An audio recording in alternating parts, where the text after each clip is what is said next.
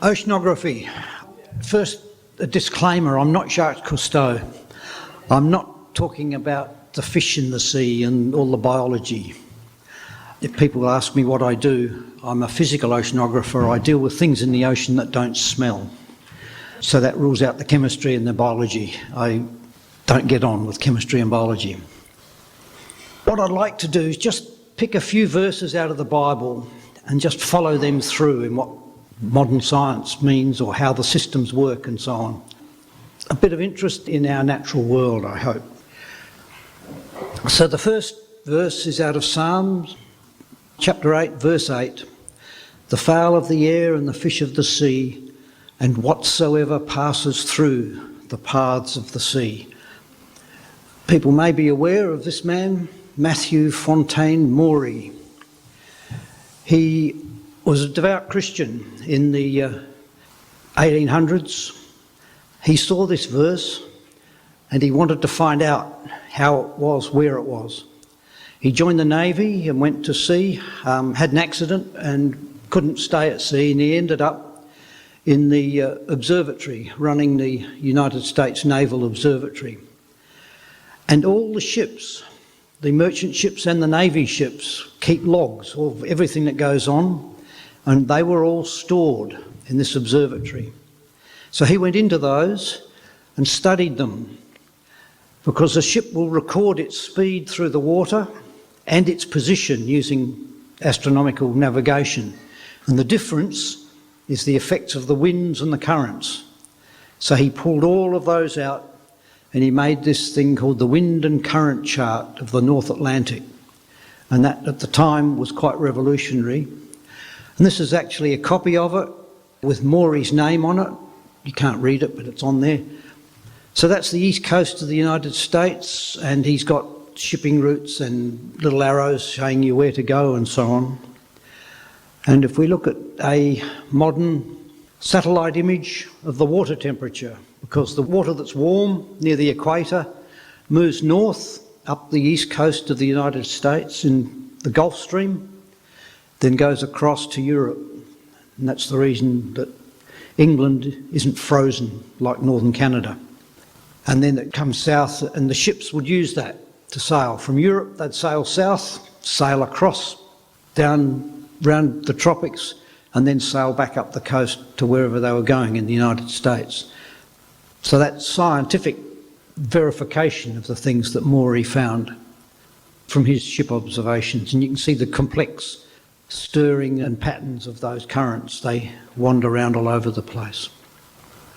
Job, I think probably a lot of us are familiar with these things in Job. Hast thou entered into the springs of the sea, or hast thou walked in the search of the depth? So let's look at the depth of the ocean. The ocean itself is roughly, well, the deepest part's about 7 miles, 10 kilometres thereabouts deep. Most of the ocean's about 5,000 metres deep, which when you look at the radius of the Earth is thinner than the pencil line drawn on a circle. But it's still more difficult to put a man on the bottom of the ocean than it is to put a man on the moon because of the pressure from the water. How do they find the depths of the ocean? Traditionally, it's been done with what they call a lead line. You might be able to see the guys standing on that little platform out along the side of the ship. That's called the chain plates or the chains, and that's where the shrouds that hold the masts up came down. And the guys would stand on that. The lead line is a thin piece of rope with a whole lot of little tags on it. And there's a standardised set of tags. Some are leather, some are cloth. The 10, for example, there's a piece of leather with a hole punched in it, but they're all standard across all the British Admiralty lead lines, and that went right through. Everyone's lead lines is the same. The lead weight has a hollow in the bottom, which they fill with wax, so that when the lead hit the seabed, they got a little sample of what the seabed was. So that on all the navigation charts, there are little letters that say mud, sandy mud, shells and mud, sand, coarse sand, fine sand. It all comes from the piece of candle wax on the bottom of the lead. The leadsman would stand there and he'd swing the lead backwards and forwards a few times because the ship's moving. He'd whirl it around once, twice and let it go so it would land well ahead of the ship. By the time it hit the bottom, he would pull it in so that when the thing was vertical as the ship went past, he could read the depth off accurately. If one of the marks was level with the water, he would call out, "By the mark 3, by the mark 5, something like that. If it was a gap between them, he might call out, "By the deep 4. So the ship's captain knew exactly what water depth was. This is all in fathoms, and that's a fathom, a man's span. So he'd pull the rope in like that, you get a fathom pretty accurately. Just as a complete aside, not terribly relevant to anything, they didn't call out 2, apparently. Particularly on the Mississippi River, they used Twain. So there's a guy called Samuel Clements who had a pseudonym of Mark Twain. So he would have heard the riverboats going up, "By the mark Twain." There you go. Not relevant to anything, but a bit of fun. So that's the lead line. That was used back here in Acts. Paul's shipwreck, the trip in the boat going to Malta from the Middle East. But when the 14th night was come, as we were driven up and down in Adria, about midnight, the shipmen deemed that they drew near to some country. Which begs the question, how did they know? What was it that told them they were getting near land? And it's probably a change in the waves. It could be they were seeing reflected waves coming back off cliffs or something like that. It could have been a change in the wave direction, or it could have been that the waves were standing up a little bit. They would have known, they would have felt a change in the wave patterns which told them they were getting into shallower water. So they sounded with a lead line and found it 20 fathoms. And when they had gone a little further, they sounded again and found it 15 fathoms. Then, fearing lest we should have fallen upon rocks, they cast 4 anchors out of the stern and wished for the day. Hoped they'd get some light to see what was going on. A lead line, sounding the depth of water. Right up until the Second World War, they were using lead lines, sounding with lead lines. Then, in about the mid or late 1800s, a bloke called Kelvin, Lord Kelvin, invented this sounding machine, and there's a drum up at the top of that which has thin wire, piano wire on it, and that lowered a weight down. And there was a pointer right up on the top, and that would tell them how much wire was out, and then they'd wind it back up again. And that was how they sounded. They could get down to round about 100 metres, maybe 200 metres with that, but 200 metres of wire is an awful lot of winding to get it up and down. But that was the limits of how they could sound. When they were exploring the very deep ocean, they used to use something like this, and it would measure the wire going out, but then they'd just cut it. They just couldn't afford the time to pull it back up again. Because if you think of an ocean's 5,000 metres deep, if that wire's going down at a metre a second, it's 3,600 metres an hour. So to go down 5,000 metres and come back up would take them 2 or 3 hours, and they just couldn't afford to have the ship sitting there doing that. I know these were still being used up until the Second World War, because this diagram I got from the Admiralty Manual of Seamanship, 1937, and those pencilled writings in there is from my father when he was a naval cadet, and he was obviously getting lectures on how to take soundings from a naval vessel in 1940-41. So they were still using the sounding machine. You can see the machine there on the right, and they had to put a pole out to get the thing down. So they were still being used right up until the Second World War. Second World War brought echo sounding and so on. Compare that technology to the technology used in the search for MH370. That's the plane that came out of Malaysia, heading for China, as I recall, turned around, headed down into the Indian Ocean and disappeared. And the Australian government spent a lot of money trying to find it. That line on the picture there is what they thought was the course that the plane took. Geoscience Australia looked after this search, and if anyone's interested, if you go to Geoscience Australia and look at MH370 data release, you can find all these pictures and things. It's fascinating. They collected all the data in the area they thought the plane would have gone down. So that's the water depths in that area. Perth is off to the right, where all those ship tracks end up. So you can see they're in 4,700 metres of water or plus, which is the dark blue. Some of the orangey colours are 2,000 metres. So it's a long way from the surface. You couldn't do that with old technology. That's what they had before they started. The few depth soundings they had before they started this search, that's what the seabed looked like in the area they were trying to search. When they'd finished, it was that sort of detail, so they would have had depths accurate to about a metre at spacings of a few metres.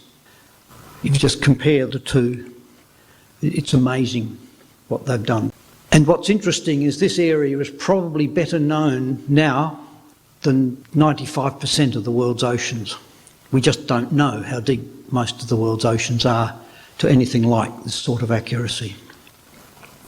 After they'd done this search with echo sounders, they went back with, don't have to read all of that, but they used side scan, which is like a torpedo towed behind the ship, which sends out sound waves sideways, and then they used unmanned submarines to go down and look at things they found. The idea was that if you're looking very carefully, you might be able to see this plane and go down and have a look at it. So on the left is one of these contacts they got. You can see there's an orange bit stood out in the side scan sonar and a few more little tiny streaks down the bottom. They sent the submarine down, the unmanned submarine down to have a look. So he's in 3,761 metres of water, and he found a wrecked fishing boat. But the detail is incredible. They can find these sorts of things. There's another one you can see, because the side scan sonar sends the sound out sideways as they tow it along, you get shadows, which allows you to see what it is. So you can see the shadows of that ship where the sound hasn't seen it. It's like a light shining from sideways. It's another wreck. And they put the submarine down and found bits and pieces. That's the sort of size of the thing they can find. So that's what we'd call a 44-gallon drum, 200-litre drum, sitting on the seabed.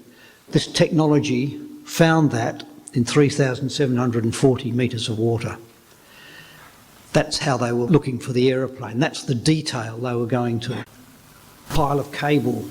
It's not actually a very big target to look for, but it was a slight irregularity in the stuff, so they sent down and found that.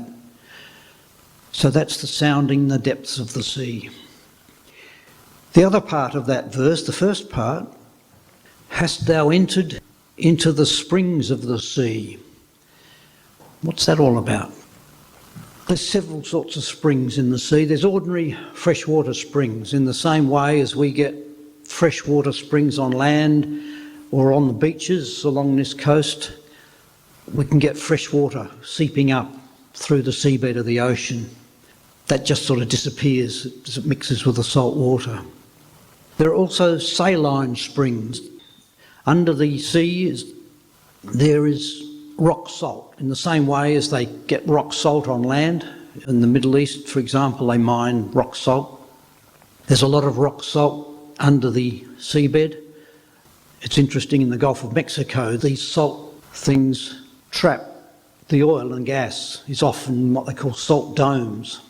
The salt forms a seal to trap the oil and gas. So they've done a lot of work looking at these salt domes under the sea. But when water gets in there, it dissolves the salt, and this brine, now very salty water, comes up to the seabed. Because it's much heavier than the seawater, because it's got all this extra salt in it, it doesn't mix, and it flows across the seabed, down the depressions, and actually forms lakes of very salty water on the seabed. And they can find these, and it's one of the things they were looking for as a means of trying to check whether there might be salt domes that might have oil and gas and so on. The third one are called hydrothermal vents. And these weren't discovered until 1977. Some oceanographers were out near the Galapagos Islands looking at the undersea structure out there, measuring the water temperatures. And the seabed temperatures are normally around -2, -4. It doesn't freeze because of the pressure and the salt. Suddenly they found these incredible spikes in the water temperature, much warmer than they knew what it was. And they actually sent down a submarine called Alvin, which, if you've seen the Titanic, Alvin was the submarine they used to do the initial exploration of Titanic. If you go back and look at all those histories, it's from Woods Hole Oceanographic Institution. In the volcanic areas, they found these mounds on the seabed with a whole lot of life in it. This is 4,000 or 5,000 metres down. There's a whole lot of life. There's no light, there's no source of energy, apparently. But all of these critters down there live on the chemicals that are coming up through the seabed. Because what happens is the seawater goes down through cracks in the seabed and makes contact with the magma, the molten rock that's down there, and dissolves some of that and gets incredibly hot, finds its way back up through these vents. It doesn't boil because of the pressure. It can't boil because it's got to form bubbles. There's too much pressure to let it form bubbles.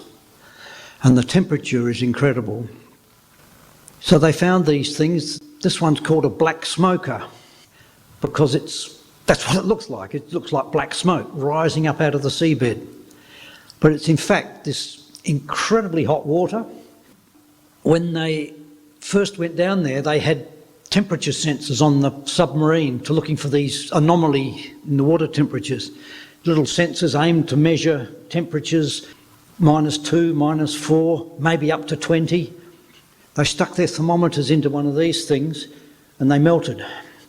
Those instruments you can see on the seabed, there are temperature sensors and so on, and chemical analysers. Here's another one. So these are on the seabed releasing all of these chemicals and minerals. When they form these, they're like in stalactites, stalagmites, yeah, one of those, cones forming on the seabed as the water freezes or solidifies these chemicals. They're very, very rich in all sorts of minerals.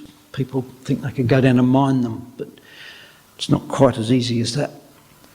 So, springs on the seabed of the ocean. We won't go through all of those, but the bottom one there, at approximately 400 degrees C, the vent fluid of black smoke is hot enough to melt solid metal. Not what you expect in 3,000 or 4,000 metres of water. Jeremiah. Fear ye not me, says the Lord. Will you not tremble at my presence, which have placed the sand for the bound of the sea by a perpetual decree, that it cannot pass it, that is, so the sea can't pass this boundary.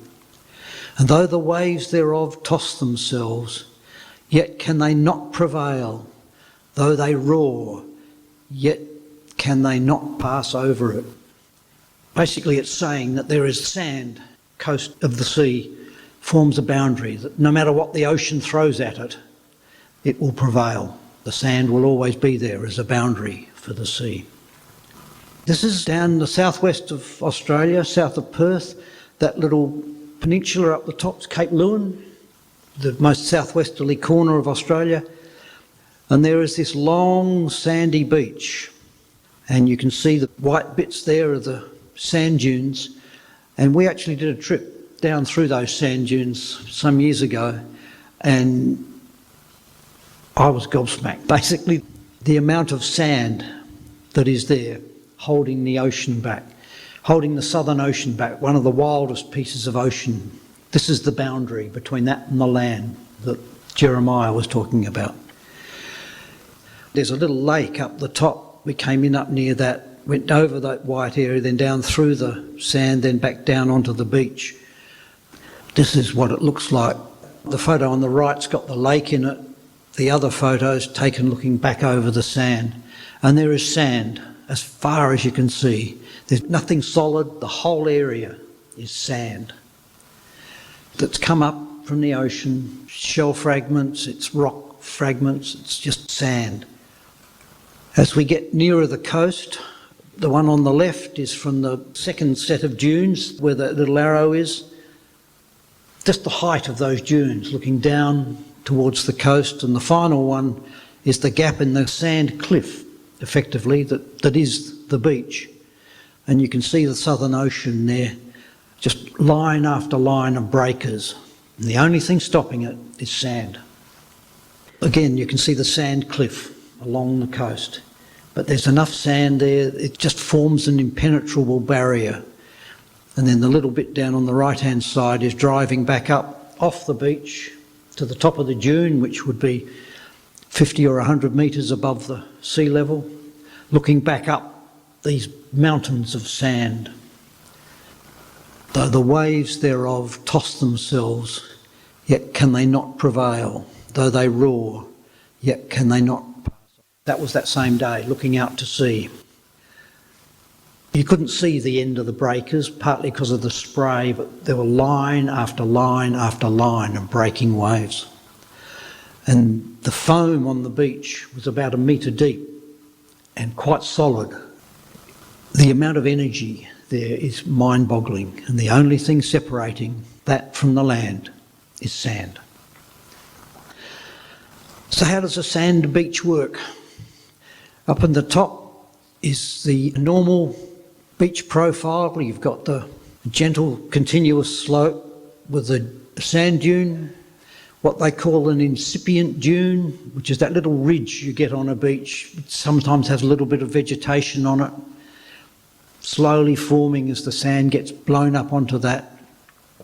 The middle picture is what happens during a storm.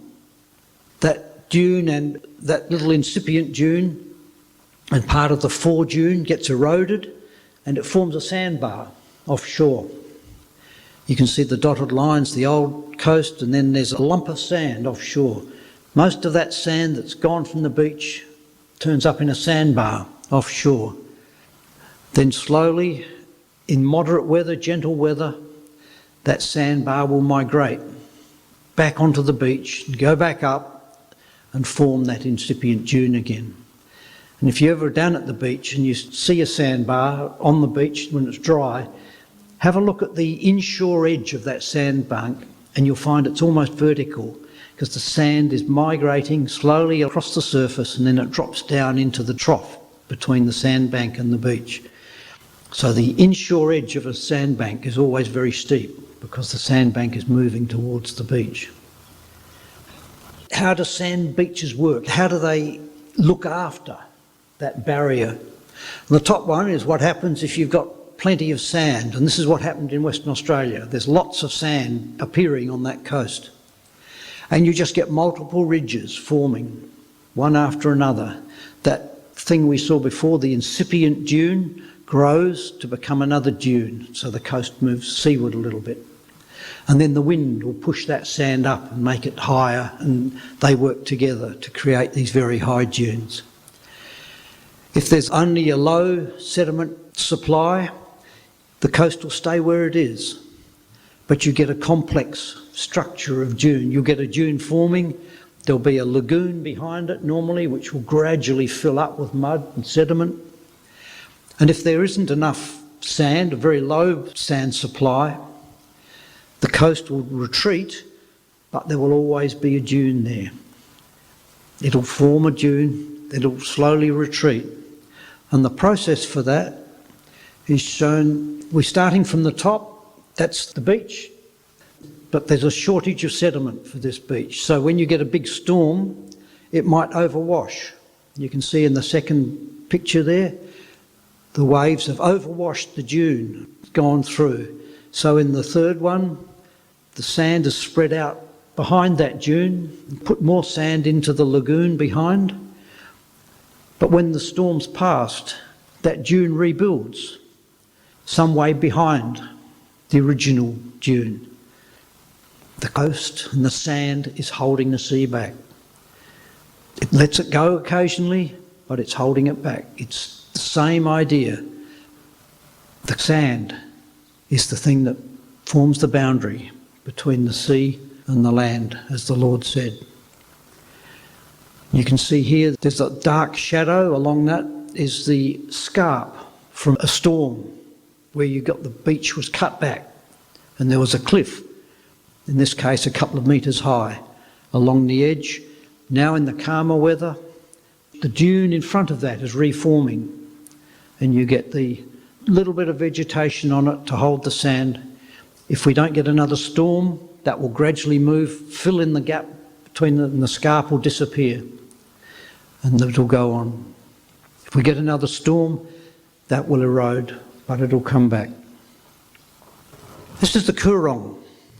Cape Jervis at the top, Cape Jaffa at the bottom.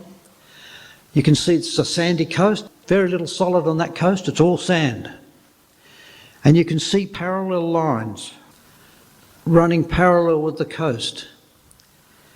If we zoom in a bit, you can see that these bits are sand dunes, old sand dunes with flat relic lagoons between them. So the whole coast of the southeast is a series of sand dunes. And in fact, you can go into, as far as Canalpin, right into the highway. If you drive across the highway and have a look at the land you're driving through, you can see sand dunes. It's the same principle. There's a dune here with a lagoon behind it. That's modern. There's another flat bit here. There's the previous coast, and so on. The sand is separating the ocean from the land, just as Jeremiah said it would, or the Lord told Jeremiah. Until man comes along, man says, these sand dunes look a nice place to build my house. So he builds his house on the sand. And we all know the story of what happens when you build your house on the sand. Particularly if you build it right on the front edge of the front dune, because that's the bit that the sea uses to provide the offshore sandbar to enable it to rebuild. When it can't get at it, it just digs it out anyway.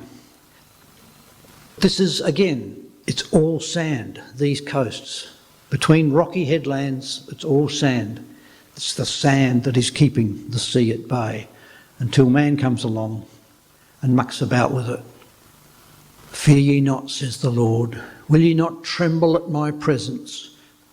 And one of the examples he gives, which has placed the sand for the bound of the sea by a perpetual decree, that it cannot pass it. And though the waves thereof toss themselves, yet can they not prevail.